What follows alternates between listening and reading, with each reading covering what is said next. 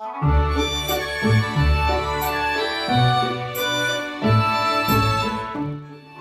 perkenalkan nama saya Aksal Yanin Putrananda dari kelas D dengan NIM 201003222011321. Perkenalkan, nama saya Ali Zaini Amanullah dari Teknik Sipil kelas D, NIM 201003222011327.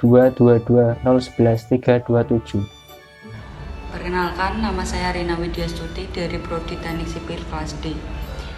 Perkenalkan, nama saya Vidya Yusuf dari kelas D dengan NIM 20032220111313. Infiltration atau infiltrasi adalah aliran air yang masuk ke dalam permukaan tanah.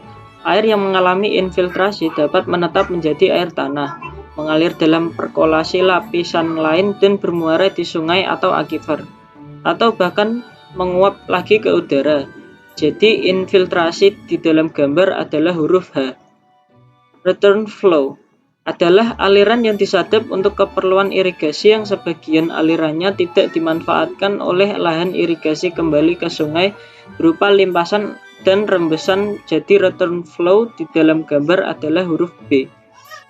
Overland flow adalah air hujan yang meninggalkan daerah aliran sungai atau DAS setelah terjadi hujan atau badai, atau disebut sebagai bagian air dari aliran sungai yang terjadi dari hujan neto yang tidak lagi mengalami infiltrasi ke tanah mineral dan mengalir di atas permukaan tanah menuju sungai terdekat. Jadi overland flow di dalam gambar adalah huruf I. Base flow, aliran dasar, merupakan aliran air sungai pada saat tidak terjadi limpasan. Aliran dasar terjadi akibat limpasan yang berasal dari kejadian hujan tersimpan secara temporer dalam suatu das atau daerah aliran sungai, ditambah dengan limpasan sub permukaan yang tertunda dari suatu kejadian hujan. Jadi base flow di dalam gambar adalah huruf C. Untuk interception atau intersepsi, yaitu air hujan, salju yang jatuh kadang-kadang tertahan oleh tajuk atau ujung-ujung daun. Besarnya intersepsi pada tanaman tergantung dari jenis tanaman, tingkat pertumbuhan. Proses perjalanan air di daratan itu terjadi dalam komponen-komponen siklus hidrologi yang membentuk sistem daerah aliran sungai atau das. Jadi intersepsi di dalam gambar adalah huruf F. 6. True fall. True fall adalah air hujan yang tidak langsung jatuh ke bumi, tetapi terhambat oleh dedaunan terlebih dahulu. Jadi true fall dalam gambar adalah huruf J. Selanjutnya, precipitation atau presipitasi.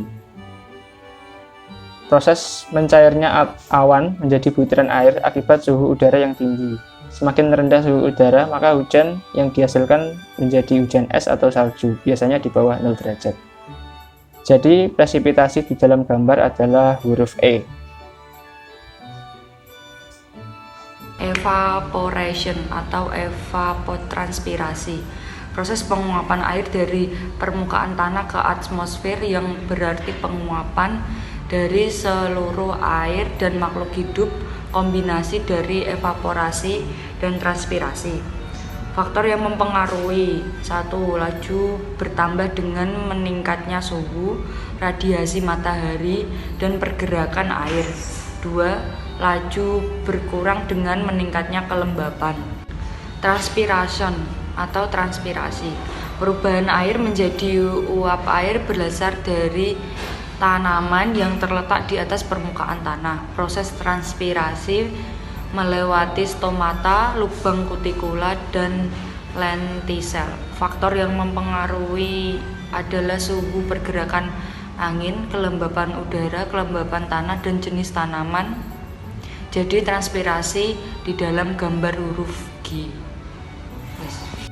Stream flow atau muka air tanah adalah air yang terdapat di dalam lapisan tanah atau lava di bawah permukaan tanah. Air tanah bergerak dari atas ke bawah. Air tanah juga bergerak dari bawah ke atas atau gaya kapiler. Bisa dilihat di gambar huruf A. Water table. Muka air tanah water table merupakan pemisah antara zona air tanah atau phreatic water dengan pipa kapiler. Muka air tanah atau water table secara teoritis merupakan perkiraan elevasi air permukaan pada sumur yang merembes pada jarak yang pendek ke zona jenuh. Jika air tanah mengalir horizontal, elevasi muka air sumur sangat berhubungan dengan muka air tanah. Jadi water table di dalam gambar adalah huruf A. Groundwater atau air tanah adalah air yang bergerak di dalam tanah yang terdapat di dalam ruang antar butir-butir tanah yang meresap ke dalam tanah dan bergabung membentuk lapisan tanah yang meresap di dalam tanah.